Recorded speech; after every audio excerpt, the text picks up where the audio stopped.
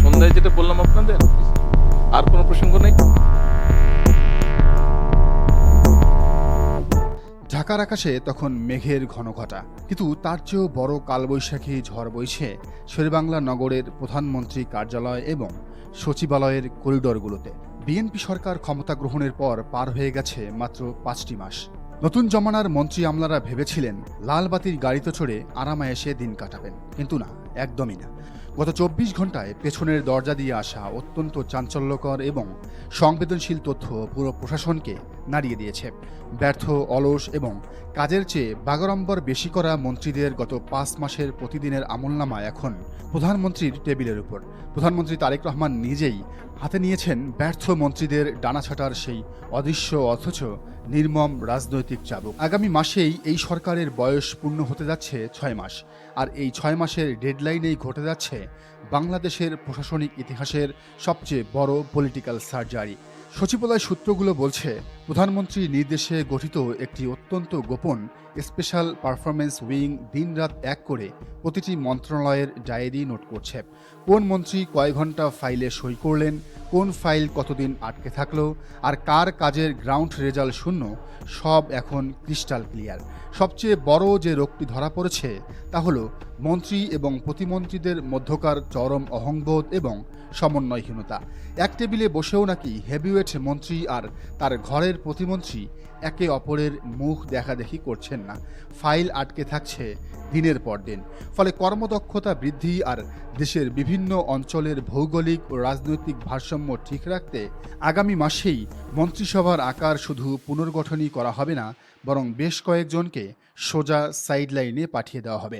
এই মেগা রদবদলের শূন্য স্থান পূরণ করতে এবং প্রশাসনের ভেতরে নতুন রক্তের সঞ্চারণ করতে খুব শীঘ্রই মন্ত্রিসভায় যুক্ত হতে যাচ্ছেন বেশ কিছু ঝানু এবং হেভিওয়েট মুখ। রাজনৈতিক মহলে কান পাতলেই এখন নাম শোনা যাচ্ছে এবিএম মোশাররফ হোসেন, আশরাফ উদ্দিন নিজান, মাহিদুর রহমান, ইরশাদুল্লাহ খান এবং প্রবীণ ও পরীক্ষিত নেত্রী সেলিমা রহমানের। এছাড়া ঘুরে ফিরে আসছে ব্যারিস্টার নওশাদ জমিরের নাম।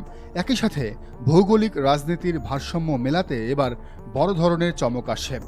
এতদিন মন্ত্রিশূন্য থাকা বৃহত্তর নোয়াখালী বেল্টের ক্ষোভ প্রমোশন করতে কপাল খুলতে পারে বিএনপির স্থায়ী কমিটির সদস্য ডক্টর আব্দুল মঈন খান, সুপ্রিম কোর্ট বার অ্যাসোসিয়েশনের সাবেক সভাপতি ব্যারিস্টার মাহবুব উদ্দিন খোকন, বরকতুল্লাহ বুলু এবং মাঠ কাঁপানো নেতা জয়নুল আবেদিন ফারুকের। এছাড়া কৌশলগত কারণে নারায়ণগঞ্জ এবং নরসিংদী থেকে দুজন তরুণ এমপি এবং নেত্রকোনা ও বৃহত্তর ময়মনসিংহ থেকে একজন প্রভাবশালী নারী এমপির নাম নিয়ে চুলচেরা বিশ্লেষণ চলছে। তবে আসল চমক থাকছে টেকনোক্র্যাট কোটায় যারা সরাসরি ভোটে না এসেও বুদ্ধিভিত্তিক চালে পুরো রাষ্ট্রযন্ত্রকে সিঙ্ক করতে পারেন। এই তালিকায় নাম রয়েছে বিএনপি চেয়ারপারসনের উপদেষ্টা অ্যাডভোকেট সৈয়দ মোয়াজ্জেম হোসেন আলাল এবং আওয়ামী আমলের সবচেয়ে বেশি মামলার শিকার হাবিবুন নবী খান সোহেলের। কিন্তু এই নতুন পাওয়ার হাউসকে জায়গা দিতে গিয়ে ঢাকা এবং খুলনা বিভাগের বেশ কয়েকজন জাদরেল মন্ত্রীদের কপাল পুড়ছে, যাদের পারফরমেন্স ফাইলের ওপর ইতিমধ্যেই লাল কালির ক্রস চিহ্ন বসে গেছে। এবার আসা যাক বর্তমান জামানার সবচেয়ে বড় ওভারলোডেড ট্র্যাজেডিতে। দেশের একজন মাত্র মন্ত্রী, কিন্তু তার ঘাড়ের ওপর চেপে বসে আছে তিনটি মেগা প্রজেক্ট সমৃদ্ধ পাহাড় সম মন্ত্রণালয়। কথা বলছি শেখ রবিউল আলমকে নিয়ে। একটু ঠান্ডা মাথায় ভেবে দেখুন, সড়ক পরিবহন ও সেতু মন্ত্রণালয়, রেলপথ মন্ত্রণালয় এবং নৌ পরিবহন মন্ত্রণালয়, দেশের পুরো যোগাযোগ এবং লজিস্টিক্স ব্যবস্থার চাবি একাই সামলাচ্ছেন তিনি। সকাল থেকে গভীর রাত পর্যন্ত তিনটি বিশাল মন্ত্রণালয়ের কোটি কোটি টাকার ফাইল সই করতে করতে আর কর্মকর্তাদের সাথে রুদ্ধশ্বাস মিটিং করতে করতে তিনি আক্ষরিক অর্থেই হিমশিম খাচ্ছেন। বিভিন্ন ছোটখাটো প্রশাসনিক ভুলভ্রান্তি নিয়ে ইদানিং গণমাধ্যমেও তীব্র আলোচনা সমালোচনা হচ্ছে, বিশেষ করে তার সাম্প্রতিক এই বক্তব্য। নির্বাচনের আগে টোল মওকুফের কথা বলেছি, হয়তো জনমত গঠনের জন্য বলেছি, নির্বাচিত হওয়ার স্বার্থে বলেছি। শেখ রবিউল আলমের অধীনে থাকা মন্ত্রণালয়ের কর্মকর্তারা বলছেন, স্যার তো 24 ঘন্টার মধ্যে ঘুমানোর সময়ই পান না।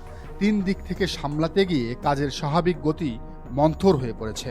তবে ভেতরের খবর হলো, এই হিমশিম খাওয়ার গল্পটির পেছনে যতটা না শারীরিক চাপ, তার চেয়েও বেশি কাজ করছে ভেতরের রাজনৈতিক মেরুকরণ। দলের ভেতরের একটি শক্তিশালী গ্রুপ চাচ্ছে সড়ক কিংবা রেলপথের মতো বিলিয়ন ডলারের প্রজেক্ট সমৃদ্ধ মন্ত্রণালয়গুলোর নিয়ন্ত্রণ নিজেদের বিশ্বস্ত কবজায় নিতে। উপরে গ্রিন সিগন্যাল পেতে তারা জোর লবিংও চালাচ্ছেন। অন্যদিকে হেভিওয়েট অর্থমন্ত্রী আমির খসরু মাহমুদ চৌধুরীকে নিয়েও চলছে আরেক নাটক। তিনি একই সাথে অর্থ ও পরিকল্পনা মন্ত্রণালয়ের মতো দুটি বড় পোস্ট ধরে রেখেছেন। সূক্ষ্ম সূত্র বলছে, আমির খসরু নিজেই এখন হাঁপিয়ে উঠেছেন এবং তিনি পরিকল্পনা মন্ত্রণালয়টি অন্য কারো হাতে ছেড়ে দিয়ে সম্পূর্ণ ফোকাস অর্থ মন্ত্রণালয়ে রাখতে চাইছেন। এছাড়া পররাষ্ট্রমন্ত্রী খলিলুর রহমান জাতিসংঘের সাধারণ পরিষদের 81তম অধিবেশনের সভাপতি নির্বাচিত হওয়ায় তার দফতরেও নতুন মুখ আসার সম্ভাবনা প্রবল। ব্যর্থ মন্ত্রীদের তালিকায় থাকায় বাদ পড়তে পারেন নুরুল হক নূর, জোনায়েদ সাকি, ববি হাজ্জাজ এবং শিক্ষামন্ত্রী এহসানুল হক মিলন।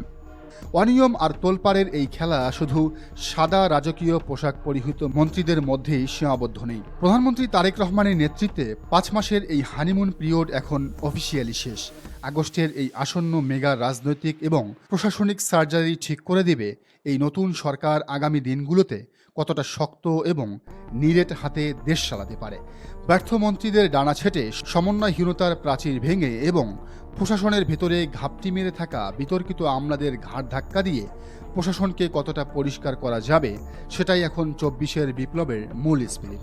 রাজকীয় শপথে যখন নতুন মন্ত্রীরা বঙ্গভবনে পা রাখবেন, তখন তাদের মনে রাখতে হবে জনগণের ভাগ্য নিয়ে কোনো রকম অলসতা বা আমলাতান্ত্রিক তামাশা এবার আর বরদাস্ত করা হবে না। খেলা মাত্র শুরু হলো। আগস্টের এই মেগা রাজনৈতিক সার্জারির চূড়ান্ত রূপ দেখার জন্য পুরো দেশ এখন অধীর আগ্রহে অপেক্ষা করছে। দর্শক, পুরো বিষয়টিকে আপনি কিভাবে দেখছেন জানান মন্তব্যের ঘরে। আর এই চ্যানেলে নতুন হলে অবশ্যই সাবস্ক্রাইব করুন এবং বেল আইকনটি বাজিয়ে রাখুন।